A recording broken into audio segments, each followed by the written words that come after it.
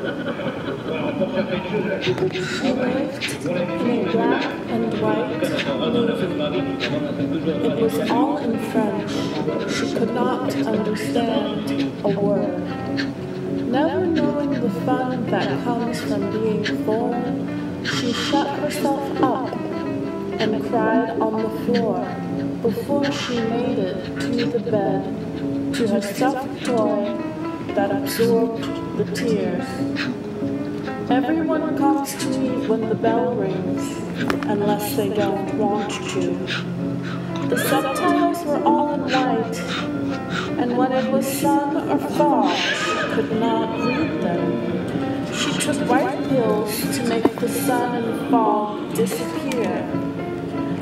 She knew she was a fairy, but as long as her human mother was around, her fairy mother would never come. Connections are awful things.